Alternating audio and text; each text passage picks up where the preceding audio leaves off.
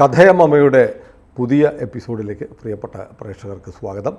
നമ്മുടെ രാമേന്ദ്രൻ സാർ പതിവ് പോലെ കഥകളുടെ ഒരു കെട്ടുമായി വന്നിട്ടുണ്ട്. എനിക്ക് തോന്നുന്നത് നമ്മൾ കുറച്ചായിട്ട് ഈ ആധ്യാത്മിക രംഗത്ത് വലിയ സംഭാവനകൾ നൽകിയ മലയാളികളെക്കുറിച്ചാണ് പറയാറുള്ളത്.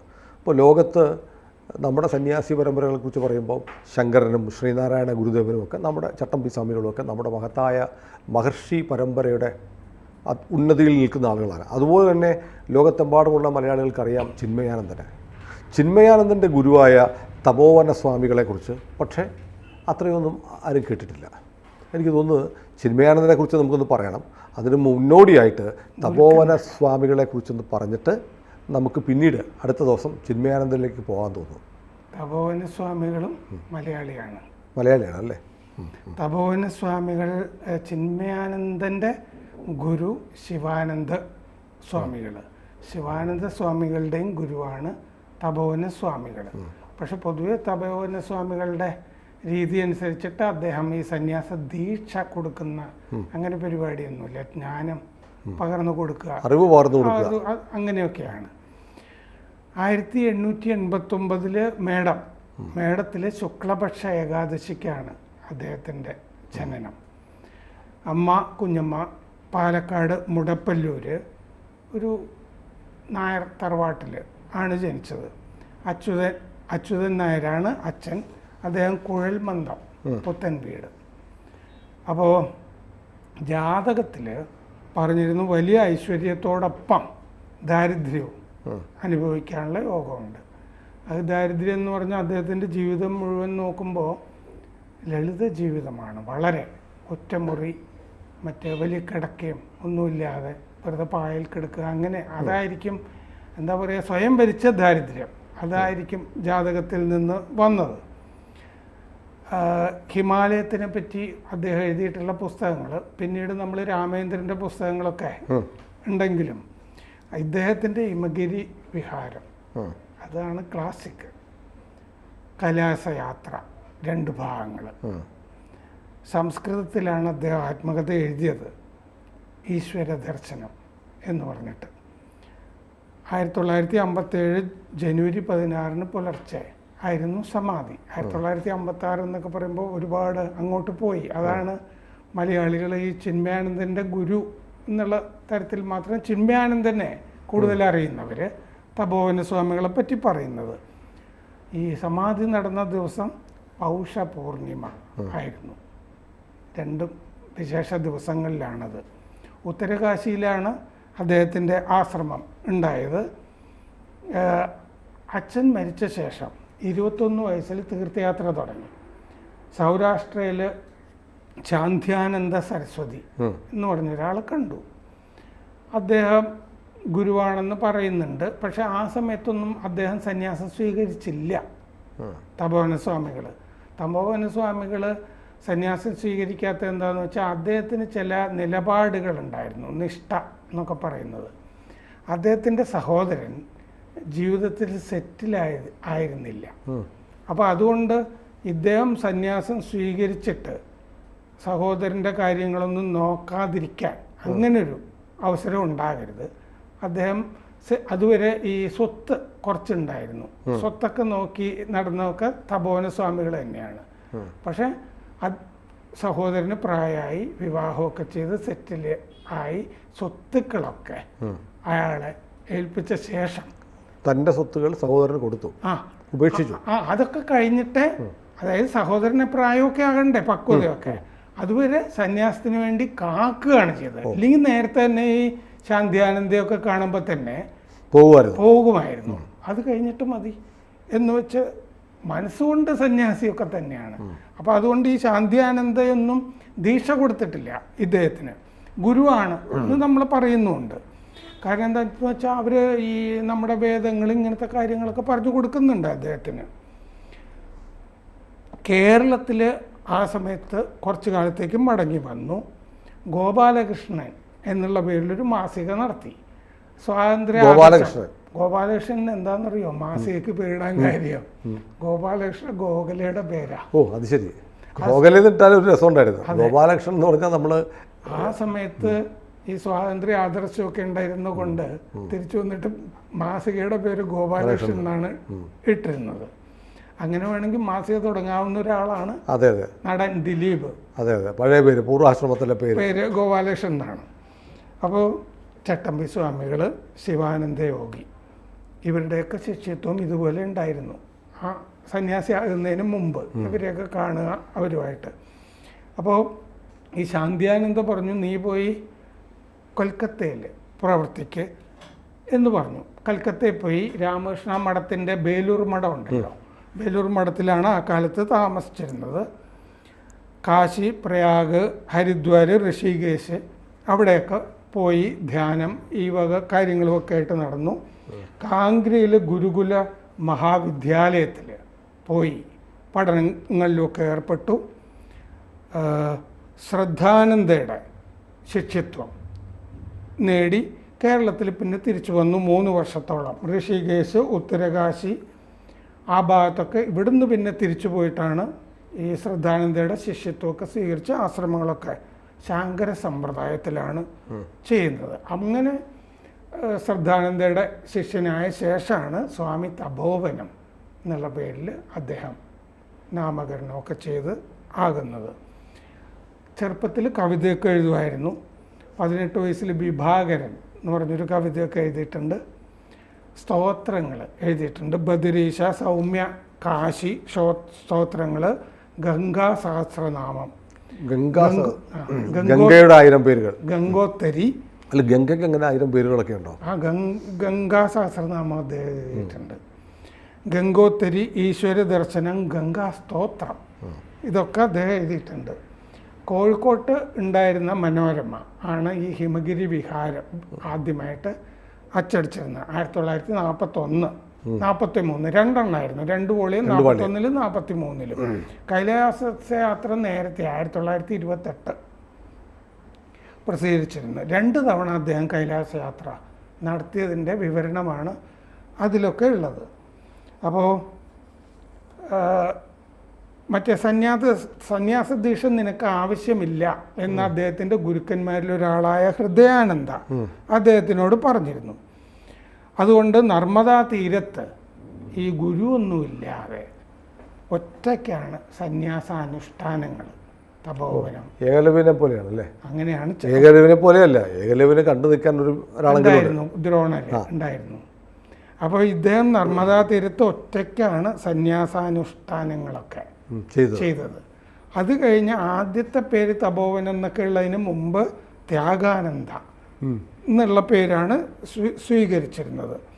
അദ്ദേഹം അങ്ങനെ സ്വയം ത്യാഗാനന്ദ എന്ന് പേര് സ്വീകരിക്കാനുള്ള കാര്യം എന്താണെന്ന് വെച്ചാൽ, അദ്ദേഹം 3 പേരെ ആ സമയത്ത് ഗുരുക്കന്മാരായിട്ട് മനസ്സിൽ കണ്ടു, മനസ്സാവരിച്ചു. ബുദ്ധൻ, വിവേകാനന്ദൻ, രാമതീർത്ഥ, സ്വാമി രാമതീർത്ഥ. സ്വാമി രാമതീർത്ഥയെ പറ്റി നമുക്കൊരിക്കൽ സംസാരിക്കേണ്ടതാണ്. ഒരു ദീപാവലി ദിവസം ശ്രീരാമൻ ചെയ്ത പോലെ ഈ സരയൂ നദിയിൽ മറ്റേ പോയതുപോലെ ഗംഗയിൽ, അതെ, ജലസമാധി, അങ്ങനെ പോയ ആളാണ് അദ്ദേഹം. അപ്പോൾ അദ്ദേഹത്തിൻ്റെ കഥയൊക്കെ ഒരു ദീപാവലി ഒക്കെ വരുമ്പോൾ ഞാൻ രാമതീർത്ഥയെ ഓർക്കും. അതുകൊണ്ട് ആ സമയത്ത് എപ്പോഴെങ്കിലും ഇദ്ദേഹം എപ്പോഴും സ്വാമി തപോവനം രാവിലെ 3 മണിക്ക് എഴുന്നേറ്റിട്ട് നടക്കാനൊക്കെ പോകുമായിരുന്നു. ഈ ആശ്രമം ഒക്കെ ഉണ്ടാക്കിയിട്ട് ഒരു വലിയ പർണശാല കെട്ടിത്തരാമെന്ന് വലിയൊരു വ്യവസായ പ്രമുഖൻ്റെ ഭാര്യ പറഞ്ഞപ്പോൾ അവരെ ഇറക്കി വിട്ടു എന്നൊക്കെ കഥയുണ്ട്. എൻ്റെ ജീവിതത്തിന് അത് പറ്റിയതല്ല എന്നൊക്കെ പറഞ്ഞിട്ട്. ചെറിയ വരാന്ത, ഉത്തരകാശിയിൽ ചെളി പൂശിയ ഒരു കുടിൽ, ഒറ്റമുറി, കുടിലിൻ്റെ വരാന്തയിലാണ് അദ്ദേഹം കൂടുതൽ നേരവും ഇരുന്നുകൊണ്ടിരുന്നത്.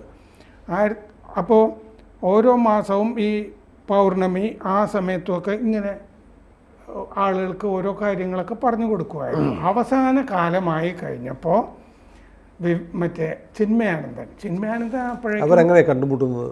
ചിന്മയാനന്ദൻ ഈ തപോവന സ്വാമികൾ, ചിന്മയാനന്ദൻ്റെ നേരെയുള്ള ഗുരു ശിവാനന്ദ. അപ്പോൾ ശിവാനന്ദ പറയാണ്, എൻ്റെയും ഗുരു ജീവിച്ചിരിക്കുന്നുണ്ട്, കാണുക എന്ന് പറഞ്ഞിട്ട് ഉത്തരകാശിയിൽ പോയി കാണുകയാണ്.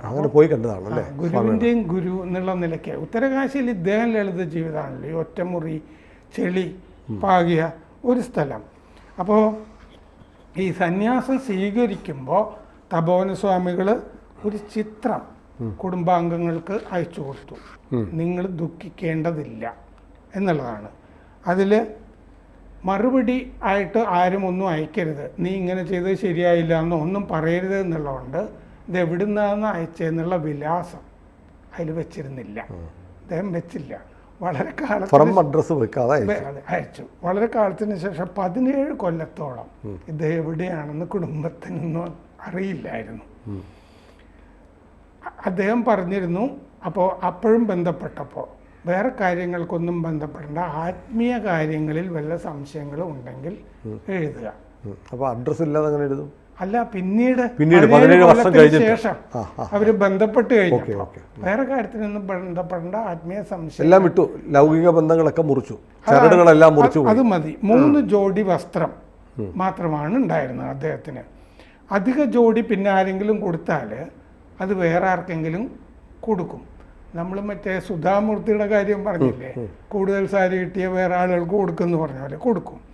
അപ്പോൾ പുതിയത് അദ്ദേഹം ധരിക്കട്ടെ എന്ന് വിചാരിച്ചിട്ട് ഗംഗയിൽ ഈ ചിന്മയാനന്ദൻ തപോവനസ്വാമികളുടെ വസ്ത്രങ്ങൾ കഴുകുമ്പോൾ ചില സമയത്ത് ഒഴുകാൻ അനുവദിക്കുമായിരുന്നു.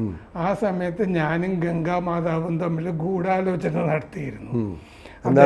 ചിന്മയാനന്ദ സ്വാമികൾ പറഞ്ഞിട്ടുണ്ട്, ഗൂഢാലോചന നടത്തുമായിരുന്നു. ആരെയും അങ്ങനെ പുതിയ വസ്ത്രങ്ങൾ ധരിക്കേണ്ടി വന്നിട്ടുണ്ട്. അപ്പോൾ ഒരിക്കലും അവസാന കാലമൊക്കെ ആയപ്പോൾ ഇദ്ദേഹത്തിന് സഹായിയായിട്ട് സുന്ദരാനന്ദ എന്ന് പറഞ്ഞ ഒരാളുണ്ടായിരുന്നു, സ്വാമി സുന്ദരാനന്ദ. ഒരു ദിവസം ഉപ്പ് മേടിക്കണം, 25 പൈസ വേണം എന്ന് അദ്ദേഹത്തിനോട് പറഞ്ഞു. അപ്പോൾ നീ ഉപ്പ് തിന്നാൻ വേണ്ടിയിട്ടാണോ സന്യാസം എടുത്തത് എന്ന് അദ്ദേഹം ചോദിച്ചു. കാരണം എന്താണെന്ന് വെച്ചാൽ ഈ സന്യാസിമാരങ്ങനെ ഒന്നും രസങ്ങൾ ആസ്വദിക്കരുത് എന്നൊരു വിശ്വാസമുണ്ട്. അപ്പോൾ സ്പൈസസ് ഇല്ലേ, അതൊന്നും ആസ്വദിക്കേണ്ടതില്ല. അപ്പം മുമ്പ് ഈ കാശി ആ ഭാഗത്തേക്കുള്ള സന്യാസിമാർ ഭക്ഷണം കഴിക്കുന്നതിന് മുമ്പ് ഈ ഭക്ഷണം എടുത്തിട്ടൊരു തുണിയിൽ ഇട്ടിട്ട് തുണി കെട്ടും, കെട്ടിയിട്ട് ഗംഗയിൽ ഇത് മുക്കുന്നു, ഈ രസമൊക്കെ പോകാൻ വേണ്ടിയിട്ട് ചെയ്യുമായിരുന്നു എന്നാണ് നിർഗുണം അല്ലേ? അങ്ങനെ ചെയ്യുമായിരുന്നു എന്നാണ് ഇദ്ദേഹത്തിന്റെ കഥ വായിക്കുമ്പോഴാണ് ഞാനത് മനസ്സിലാക്കുന്നത്. അതൊരു പുതിയ അറിവാണ്. അതെ, സന്യാസിമാർക്ക് രുചിഭേദങ്ങൾ അറിയേണ്ടതെന്ന് തീരുമാനിക്കേണ്ടതില്ല. എല്ലാം ഉപേക്ഷിക്കുന്നു, ലൗകികമായിട്ടുള്ള എല്ലാ സുഖങ്ങളും ഉപേക്ഷിക്കുമ്പം രുചി എന്നുള്ള അതൊരു സുഖമാണല്ലോ അല്ലേ, ഒരു അനുഭൂതിയാണ്. ആ അനുഭൂതിയും വേണ്ടെന്ന് വെച്ചു. നമ്മൾ എന്തെങ്കിലുമൊക്കെ ത്യജിക്കണം എന്നൊക്കെ ഇല്ലേ. അപ്പോൾ പണ്ടാരോ ഗംഗയുടെ തീരത്ത് പോയിട്ട് ത്യജിക്കാൻ എന്തുണ്ട് എന്ന് ആലോചിച്ച് കഴിഞ്ഞപ്പോൾ ഇനിയിപ്പോൾ എനിക്ക് മാനം മാത്രമേ ഉള്ളൂ എന്ന് പറഞ്ഞിട്ട് അത് ത്യജിക്കുക എന്ന് പറഞ്ഞതായിട്ട് കഥ കേട്ടിട്ടുണ്ട്. ആകെ മാനനഷ്ടം മാത്രമേ ഇനി സംഭവിക്കാനുള്ളൂ. അവസാനം ചിന്മയൻ ഡൽഹിയിലേക്ക് വിളിച്ചു. ഇനിയിപ്പോൾ ഇവിടെ താമസിക്കാം എന്ന് പറഞ്ഞു ചിന്മയാനന്ദൻ. അപ്പോൾ തപോവനസ്വാമികൾ പറഞ്ഞു, അല്ല ഡൽഹിയിൽ ആരും മരിക്കാറില്ലേ എന്ന് ചോദിച്ച ചിന്മയാനന്ദൻ പറഞ്ഞിട്ടുണ്ട്, ഞാൻ 68 വർഷമായിട്ട് മരണം കാക്കുകയാണ്, ഇനി ഞാൻ അവനെ കണ്ടോളാം എന്ന്. ഡൽഹി വരില്ല, ഉത്തരകാശിയിൽ തന്നെ ഇരുന്ന് ഞാൻ ചെയ്തോളാം. എന്നിട്ട് പറഞ്ഞു, ശാരീരിക തപസ്സുണ്ടെങ്കിൽ തമസ് ഇല്ലാതാക്കാനാവും എന്ന് പറഞ്ഞു. സമാധി ദിവസവും 3 മണിക്ക് രാവിലെ എഴുന്നേറ്റു. ഈ സുന്ദരാനന്ദ കാപ്പി കൊണ്ടുപോയി കൊടുത്തു. 2 കവിൾ കാപ്പി കൊടുത്തു ആ സമാധി ദിവസം. എന്നിട്ട് പറഞ്ഞു, ഈശ്വരന് നന്ദി, ഇനി ഞാൻ പോകട്ടെ എന്ന് പറഞ്ഞു. എന്ന് പറഞ്ഞാൽ ഈ സ്വച്ഛന്ത മൃത്യു എന്നൊക്കെ പറയുന്നത് പോലൊരു സംഗതിയാണ്. ഇനി ഞാൻ പോകട്ടെ. വിവേകാനന്ദൻ തന്നെ അവസാനം ജോസഫിൻ മക്ലിയോടിനോട് മറ്റോ ശിഷ്യയോട് ആ കലണ്ടർ കൊണ്ടുവരൂ എന്ന് പറഞ്ഞിട്ട് കലണ്ടർ ദിവസം നോക്കട്ടെ അല്ലേ. എന്നിട്ട് തിരഞ്ഞെടുത്തിട്ട് ആ വ്യാഴാഴ്ചയാണ് മരിച്ചതെന്ന് വായിച്ചിട്ടുണ്ട്, സമാധി ഉണ്ടായത് എന്ന്. ഈശ്വരന് നന്ദി, ഇനി ഞാൻ പോകട്ടെ എന്ന് പറഞ്ഞിട്ട് ഗീതയിലെ 18ാമത്തെ അധ്യായം അതിലങ്ങനെ പറഞ്ഞിട്ടുണ്ട് എന്ന് പറഞ്ഞിട്ട് അദ്ദേഹം ശരീരം ഉപേക്ഷിച്ചു. അങ്ങനെയാണ് പറഞ്ഞിട്ടുള്ളത്. കേരളത്തിൽ തപോവൻ സ്വാമിക്ക് എന്തെങ്കിലും സ്മാരകങ്ങളോ ആശ്രമങ്ങളോ അങ്ങനെ വല്ലതും ഉണ്ടോ? ഇല്ല. അദ്ദേഹത്തിൻ്റെ ആശ്രമമൊക്കെ ഉത്തരകാശിയിലും ഇപ്പോഴും ഉണ്ട്. അതൊക്കെ ഉണ്ട്. അപ്പോൾ ഈ ചിന്മയാനന്ദൻ അദ്ദേഹത്തിനെ പറ്റി പറഞ്ഞിട്ടുള്ള അദ്ദേഹത്തിൽ എന്താണ് കണ്ടത് എന്ന് പറഞ്ഞ 2-3 വാചകം കൂടി പറഞ്ഞ് നമുക്ക് അവസാനിപ്പിക്കാം. അദ്ദേഹത്തിനെ പറ്റി ഞാൻ എങ്ങനെയാണ് വിശദീകരിക്കുക? ഞാൻ അദ്ദേഹത്തിൽ കണ്ടത് ഉപനിഷത്തുക്കളിലും ഭഗവത്ഗീതയിലും ഞാൻ അറിഞ്ഞത് തന്നെ. ഞാൻ ഗീതയും ഉപനിഷത്തുക്കളും പ്രചരിപ്പിച്ചത് അദ്ദേഹത്തെയും അദ്ദേഹത്തിൻ്റെ മഹത്വത്തെയും അനാവരണം ചെയ്യാനാണ്. അദ്ദേഹത്തിൻ്റെ വിഭൂതി, തപോവന മഹിമ എല്ലാ ഹൃദയത്തിലും എത്തിക്കാനാണ്. അതാണ് ചിന്മയാനന്ദ പറഞ്ഞത്. ചിന്മയാനന്ദ സ്വാമികളുമായി ബന്ധപ്പെട്ട് ഇപ്പോൾ കേരളത്തിൽ ഒരുപാട് സംരംഭങ്ങളുണ്ടല്ലേ. ചിന്മയ മിഷൻ സ്കൂളുകൾ, കോളേജുകളൊക്കെ നടത്തുന്നുണ്ട്. വലിയ ശ്ലാഘനീയമായ പ്രവർത്തനങ്ങളാണ് മിഷൻ നടത്തുന്നത്. അദ്ദേഹമാണ് ചിന്മയാനന്ദ സ്വാമികളാണെന്ന് തോന്നുന്നു വിശ്വ ഹിന്ദു പരിഷത്തിൻ്റെ ആദ്യത്തെ അധ്യക്ഷനോ അല്ലേ? അതിൻ്റെ ആദ്യത്തെ അത് രൂപവൽക്കരിക്കാനുള്ള ആലോചനയൊക്കെ ഗുരുജിയൊക്കെ ആയിട്ട് RSSൻ്റെ ആലോചിക്കുന്നതൊക്കെ ചിന്മയാനന്ദൻ, അതാണ് അദ്ദേഹമാണ് PhD. ഞാൻ അങ്ങനെ കേട്ടിട്ടുണ്ട്. അപ്പോൾ ഏതായാലും അദ്ദേഹത്തിൻ്റെയും ഗുരുവായിരുന്ന ഒരാളെ കുറിച്ച് പക്ഷേ ഞാൻ ആദ്യം കേൾക്കുക. ചിന്മയാനന്ദനും ഈ 2 വയസ്സുള്ളപ്പോൾ ചട്ടമ്പി സ്വാമികൾ വീട്ടിൽ ചെന്നിട്ട് ചിന്മയാനന്ദനും 2 വയസ്സുള്ള ചിന്മയാനന്ദനും ചട്ടമ്പി സ്വാമികളും തമ്മിൽ ഏതൊരു കോഡ് ഭാഷയിൽ സംസാരിച്ചിരുന്നതൊക്കെ ആയിട്ട് കഥകളുണ്ട്. നിങ്ങളെന്താ പറയുന്നതെന്ന് അമ്മ മങ്കു ചോദിക്കുമ്പോൾ അത് അവന് മനസ്സിലായിട്ടുണ്ട് എന്ന് ചട്ടമ്പി സ്വാമികൾ പറയുമായിരുന്നു. ചട്ടമ്പി സ്വാമികളുടെയും ഒരു ശിഷ്യത്വമുള്ള ഒരാളാണ് സത്യത്തിൽ തപോവന സ്വാമികൾ. അപ്പം ഞാൻ ശരിക്കും ചിന്മയാനന്ദൻ പ്രവർത്തിച്ചിരുന്നത് ഹിമാചൽ പ്രദേശിലാണ്. അത് നമ്മുടെ നാട്ടുകാർക്ക് അറിയാത്ത കാര്യമാണ്. അവിടെ ആദിവാസികൾക്ക് വലിയ ജീവിതം ഉണ്ടാക്കി കൊടുത്ത ആളാണ് ചിന്മയാനന്ദൻ. അവിടെ കുട്ടികളെ സ്കൂളിലൊക്കെ പഠിപ്പിക്കുക. അവിടെ ധൗളാധാർ മലയുടെ താഴ്വാരത്തിലാണ് ചിന്മയാനന്ദൻ്റെ ആശ്രമം. സമാധിക്ക് ശേഷം ഞാൻ അവിടെ പോവുകയുണ്ടായി. അവിടെയാണോ സമാധി? അതെ, ധൗളാധാർ. അദ്ദേഹം മരിച്ചത് അമേരിക്കയിലാണ്. അത് കഴിഞ്ഞ് കൊണ്ടുവന്ന് സമാധി. അവിടെയാണല്ലേ? അതെനിക്കറിയില്ലായിരുന്നു. ഞാൻ കരുതിയ ഒരു പക്ഷേ കേരളത്തിൽ എവിടെയോ ആയിരിക്കും എന്ന് കരുതിയ. ഏതായാലും ചിന്മയാനന്ദ പ്രതിമ പോലെ വെച്ചിട്ടുണ്ട്. ഏതായാലും നമുക്ക് ചിന്മയാനന്ദ സ്വാമികളെ കുറിച്ച് വിശദമായി ഒന്ന് സംസാരിക്കേണ്ടതുണ്ട്. അപ്പോൾ അദ്ദേഹത്തെക്കുറിച്ച് ഒരു മുഖവുര, അദ്ദേഹത്തിലേക്ക് എത്താനുള്ള ഒരു പൈലറ്റ് എപ്പിസോഡാണ് തപോവന സ്വാമികൾ അല്ലേ? അതെ, ശിവാനന്ദയെ പറ്റിയും. ശിവാനന്ദ എനിക്ക് തോന്നുന്നു ഇവിടെ യോഗയൊക്കെ ആയി ബന്ധപ്പെട്ട് പറയുന്ന അതേ ശിവാനന്ദ സ്വാമികളല്ലേ? ഇവര് അദ്ദേഹത്തിൻ്റെ അടുത്തേക്കാണ് 2 പേര് പോയത്, ചിന്മയാനന്ദനും ക്യാപ്റ്റൻ കൃഷ്ണൻ നായരും. അപ്പോൾ അതിൽ ക്യാപ്റ്റൻ കൃഷ്ണൻ നായർക്കാണ് സന്യാസി ആകണം എന്ന് വലിയ ആഗ്രഹം ഉണ്ടായിരുന്നു. അപ്പോൾ ഗുരു പറഞ്ഞിട്ട് നിങ്ങൾ കൈലാസത്തിലൊക്കെ പോയിട്ട് എന്താന്ന് വെച്ചാലൊക്കെ അതേ പറ്റിയിട്ടുള്ള അനുഭവമൊക്കെ പറയാനായിട്ട് പറഞ്ഞപ്പോൾ ഗുരുവിൻ്റെ അടുത്ത് വന്നിട്ട് കൃഷ്ണൻ നായർ നമുക്കത് അങ്ങനെ പണിയാം ഇങ്ങനെ പണിയാം എന്നൊക്കെ പറഞ്ഞു കഴിഞ്ഞപ്പോൾ മറ്റേ ചിന്മയാനന്ദൻ പ്രകൃതിയെ പറ്റിയാണ് സംസാരിച്ചത്. മേഘങ്ങളുടെ ടേസ്റ്റ് മനസ്സിലായി. അതെ. അപ്പോൾ നീ ഒരു ആർക്കിടെക്റ്റോ ബിൽഡറോ അങ്ങനെയൊക്കെ ആയിട്ട് പോകാൻ നീ സന്യസിക്കുക എന്ന് പറഞ്ഞു എന്നോട് 2 പേരും അറിയുന്ന ശരിയായിരിക്കാം ആളുകൾ പറഞ്ഞിട്ട്. ഏതായാലും തപോവന സ്വാമികളെ കുറിച്ച് വളരെ ഹ്രസ്വമാണെങ്കിലും വളരെ ഹൃദ്യമായ ഒരു വിവരണമാണ് സാറ് തന്നത്. അപ്പോൾ ഇന്നത്തെ കഥയമ്മ എല്ലാ പ്രേക്ഷകർക്കും ഇഷ്ടമാവട്ടെ എന്ന് കരുതുന്നു. പതിവുപോലെ നമ്മളൊരു വലിയ അളവിലുള്ള പ്രേക്ഷകരെ അല്ല പ്രതീക്ഷിക്കുന്നത്. ഇത്തരം പരിപാടികൾ ഇഷ്ടപ്പെടുന്ന ഒരു ലിമിറ്റഡ് പ്രേക്ഷകർക്ക് വേണ്ടിയിട്ടാണ് നമ്മൾ കഥയമയിൽ നമ്മുടെ കേരളത്തിൽ നിന്നുള്ള ആചാര്യന്മാരെ പരിചയപ്പെടുത്തുന്നത്. അത് നമ്മൾ ഇനിയും തുടരും. പക്ഷേ അത് മാത്രമല്ല കഥയമയിൽ ഉണ്ടാവുക, മറ്റ് രസകരമായ മറ്റ് എപ്പിസോഡുകളും ഉണ്ടാവും. ഇടയ്ക്ക് ഇത് നമ്മളിതും ചെയ്യും. അപ്പോൾ നമ്മുടെ കൂടെ സഞ്ചരിക്കുക. കഥയമ്മ തുടർച്ചയായി ഇവരെല്ലാം കാണട്ടെ അല്ലേ? എല്ലാവർക്കും ആശംസകൾ.